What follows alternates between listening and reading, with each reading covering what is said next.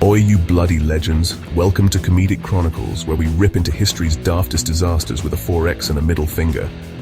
After P.T. Barnum's fishy mermaid scam, we're off to Boston for a yarn so sticky, it'd make a Cairns servo pie blush. It's the Great Molasses Flood of 1919, where a tank of goo turned streets into a sweet, deadly mess. Strap in for a syrupy shit show. It's January 15th, 1919. And Boston's North End is buzzing. The weather's balmy for winter, 45 degrees Fahrenheit, practically a Queensland summer. Workers and locals are out, enjoying the sun, oblivious to a 50-foot tank packed with 2.3 million gallons of molasses, owned by the Purity Distilling Company. This thing's a shocker, built in 1915 to churn out booze and munitions fuel, but it's leaking like a dodgy esky and groaning like a hungover tradie. A molasses tsunami straight out of a nightmare. The wave crushes everything. Homes, rail tracks, even a truck gets dragged like a tinny in a rip. Firefighters wade in, but they're stuck too, hacking through syrup like it's a bad baking show. 21 people die, 150 are injured, and horses are so coated they're put down.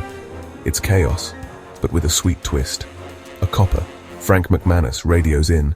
There's a wave of molasses coming. Mate, what's next? A Vegemite tsunami. The North End's a sticky hellscape, and the smell, bloody hell, it lingers for decades. Rescue's a nightmare. Firefighters, cops, even Red Cross volunteers get bogged in goo, like a bad day at a Townsville rodeo. Buildings are wrecked, a train's derailed, and the cleanup's a slog.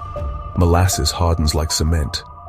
The company, United States Industrial Alcohol, tries to dodge blame, claiming Italian anarchists bombed it. Yeah, right mate, because anarchists love blowing up sugar syrup. No anarchists, just a crap tank. Built in a rush for war booze, it was leaking for years. Workers warned the bosses, but they just painted it brown to hide the drips. It's like chucking a mullet on a dingo and calling it a rock star. The public's fuming, and the lawsuits pile up faster than empties at the park on Australia Day. The victims' families sue Purity's parent company, and it's a legal slugfest. 6 years, longest in Massachusetts history. Over 3,000 witnesses, 45,000 pages of testimony, all to prove the tank was a death trap. The company's like, act of God, mate, but the judge ain't buying it. They're found liable, coughing up millions, $7,000 per death, big bickies for 1919. Your Honor, this was divine intervention. Molasses doesn't just explode. Divine? Your tank was shottier than a 7-Eleven hot dog at 1 a.m. Warnings ignored, leaks everywhere. Order. And someone mopped this floor. It's stickier than a pub after a Bucks night. Justice moves slower than molasses in January, but it lands. The disaster sparks new laws. Engineers and architects now have to sign off on big projects. No more cobbling tanks together like they're a dodgy Outback dunny. What's the Aussie connection? Molasses is the heart of our golden syrup, slathered on scones from Brissy to Broome. Imagine a tank of that bursting in Melbourne CBD. Flinders Street a sticky mess.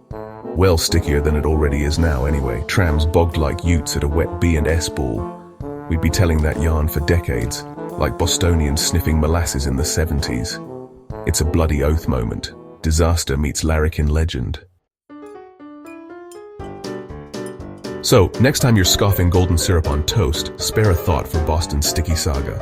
It's history's sweetest cock-up, and we're here for it. Worried about sticky disasters? Here's how to spot a molasses mess.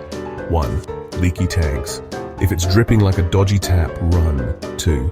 Bosses ignoring warnings. She'll be right means she won't. Won't someone think of the work cover premiums? 3. Weird smells, Anzac biscuit vibes, get out. 4. Pub yarn potential. If it sounds like a tall tale, it's trouble. 5. Sticky streets. If you're glued to the road and it's not 46 degrees, it's too late. Reckon a molasses flood could hit Brissy? Mate, we'd be stuck in syrup yelling for a cold one. Fair dinkum, I'd swim for the 4X. If you spot a molasses tank, leg it before it's a sticky grave. That's the Great Molasses Flood, history's sweetest shit show. And if you're still licking syrup off your fingers, don't expect Mr. Compliance to sign off on that tank. He's too busy auditing Boston's goo for excessive stickiness, his area of expertise. Cheers for watching Comedic Chronicles. Smash that subscribe for more true crime, history, and conspiracies. Stay upright, you lot.